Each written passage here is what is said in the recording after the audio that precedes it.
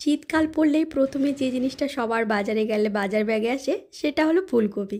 ছোটোবেলা সকালে যখন রোদে পড়তে বসতাম আর মা পাশে বসে যখন ফুলকপিগুলোকে কাটতো, আর সেই যে ফুলকপি কাটার কচকচে গন্ধটা, ওহ কি দারুণ লাগতো! বাজারে প্রথম ফুলকপি, গাছের প্রথম ফুলকপির গন্ধ একদম অন্যরকমই থাকতো।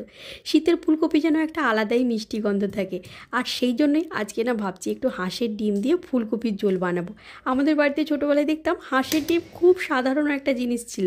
মা বলতো কি শীতকালে শক্তি নাকি হাঁসের ডিমেই থাকে প্রচুর। এই ঝোলটা কিন্তু একদম ঘরোয়া, সাধারণ, কিন্তু স্বাদে একদম ভরপুর।